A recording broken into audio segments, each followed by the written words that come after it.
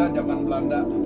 Tom van den Garde diterjemahkan oleh Kang H.W. Setiawan. Saya lihat jeli sekali Kang H.W. itu menerjemahkan ini, karena banyak makna yang dia sampaikan begitu lugas. Nah, antara lain saya melihat bahwa di sini ada satu hal yang menjadi spesifik Sunda. Orang Sunda itu di sini kan ditulis dia orang yang sangat ramah, mangga, seolah-olah mangga, gitu kan. Silakan, tidak marah, gitu kan. Hal-hal yang melawan tidak pernah dilawan dengan tinju di depan, tapi ya memaklumkan, gitu kan.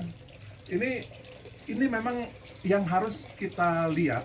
Kenapa puisi Sunda itu jadi romantis sekali? Mungkin ya karena kita lihat misal Brouwer bilang kalau Sunda itu kan begitu indahnya. Jadi alam itu membuat orang Sunda itu agak manja. Saya bukan bilang orang Sunda itu karena saya namanya Boy Worang bukan Sunda.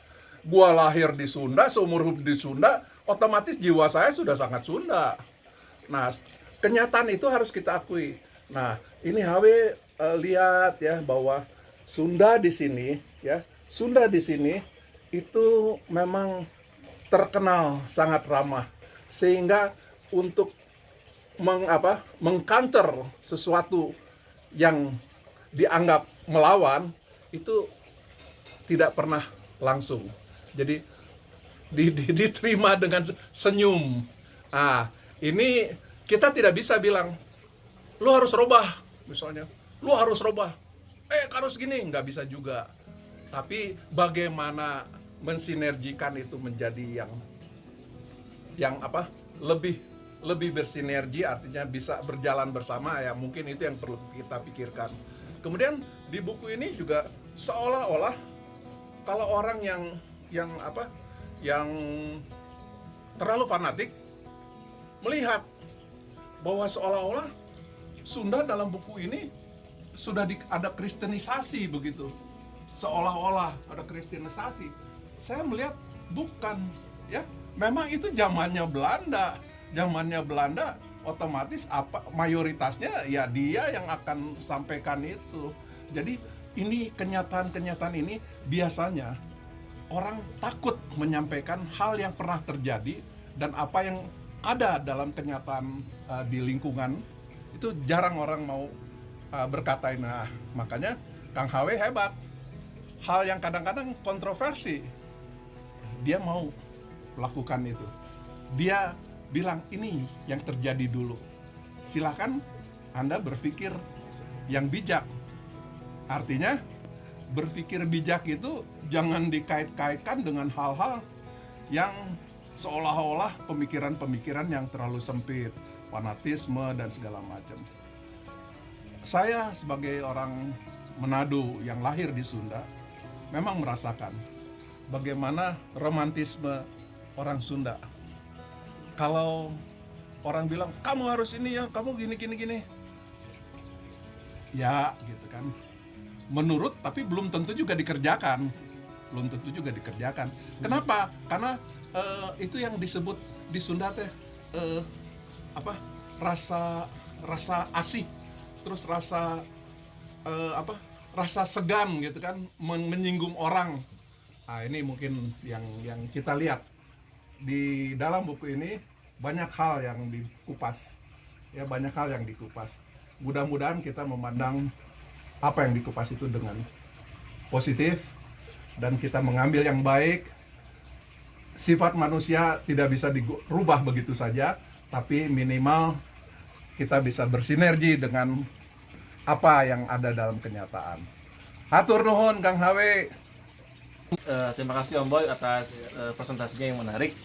Saya ingin bertanya tentang salah satu karakter orang Sunda juga, yang mana tadi kan Om Boy juga sesuai dengan yang dibaca di buku ini, lebih kepada cenderung orang Sunda itu manja. Nah, lantas bagaimana mungkin saya yang terlahir dari Sunda tetap bisa memelihara budaya itu, tapi tidak menjadikan budaya manja itu kita sebagai generasi muda yang justru kalah bersaing gitu di tengah perkembangan zaman. Jadi jangan jadi seorang anak muda yang eleh sampai dipacok. Nah, itu bagaimana Om Boy untuk bisa memotivasi kami nih sesuai dengan tetap bisa memelihara budaya Sunda, karakter Sunda, tapi tetap bisa menjadi anak muda yang siap bertarung ataupun siap bertarung dengan perkembangan zaman seperti itu. Kalau manja itu sebetulnya kita bukan ngomong budaya, itu mah goblok aja, males.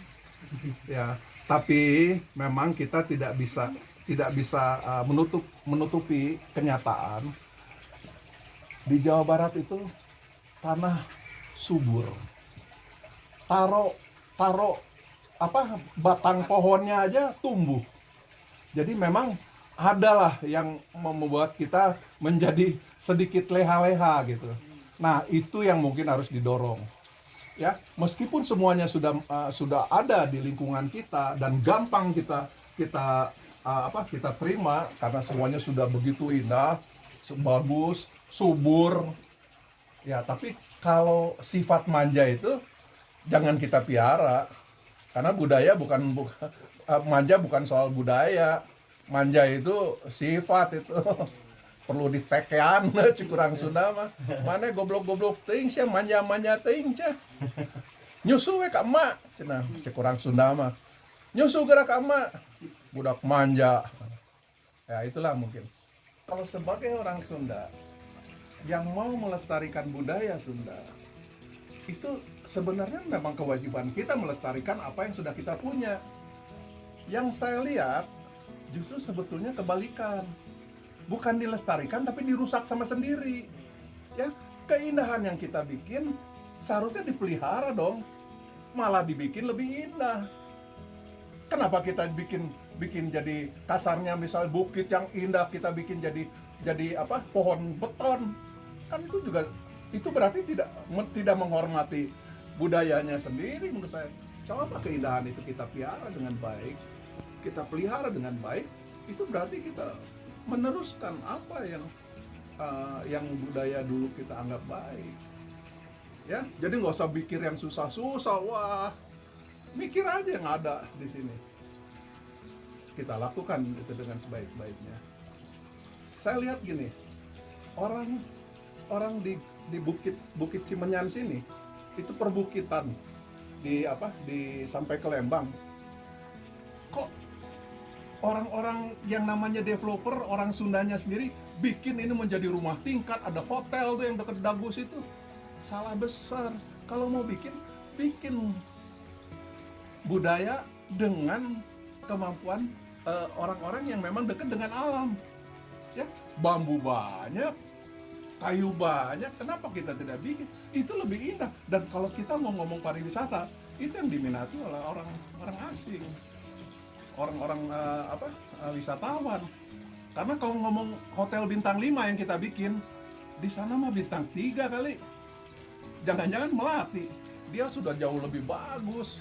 Ngapain kita ikut-ikut sana? Nah, itu salah satu yang harus kita lestarikan. Lestarikan alam kita sesuai dengan karakteristik alam itu sendiri. Ya. Selanjutnya, memang di Sunda itu dekat sekali dengan budaya yang disebut surti. Surti itu gimana sih? Jadi kalau kita tidak setuju terhadap sesuatu, kita tidak pernah bilang frontal. Sebaiknya mah kieu Kang, ya, atau bagaimana gitu ya. Artinya bisa jadi menghaluskan atau bisa juga solusi yang halus. Nah, surti ini membuat seorang yang malas tadi, manja tadi, jadi penganggur. Ya, di tempat lain penganggur bisa jadi azab. Wah, itu pengangguran gitu. Kalau di kita karunya dia menganggur, bantuan Nah, itu juga hal yang mungkin ada pada kita, tapi saya bilang bukan budayanya yang salah, tapi pengungkapan dalam arti kata aktualisasinya yang salah, ya. Karena itu berarti sifat yang nggak boleh dipupuk gitu. Ya gitu mungkin, Adit.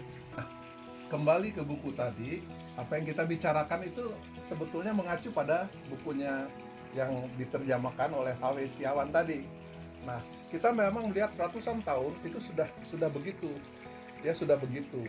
Nah, sekarang relevansi sekarang ini itu bagaimana, ya kita anjurkan, ayolah bangsa pejabat, ya teknokrat ataupun akademisi, mahasiswa baca buku ini supaya tahu oh yang terjadi pada masa lalu itu begitu. Ya, nah sekarang bagaimana masa depan ke depan? Saya kira ini luar biasa. Ya, sesuatu yang menjadi pelajaran kita tentang sifat-sifat kita sendiri pada saat dulu dan bagaimana itu berkelanjutan sekarang, tapi jangan sampai itu menjadi hal-hal yang destruktif, karena ini pasti konstruktif. Begitu. Nuhun Kang Hawe.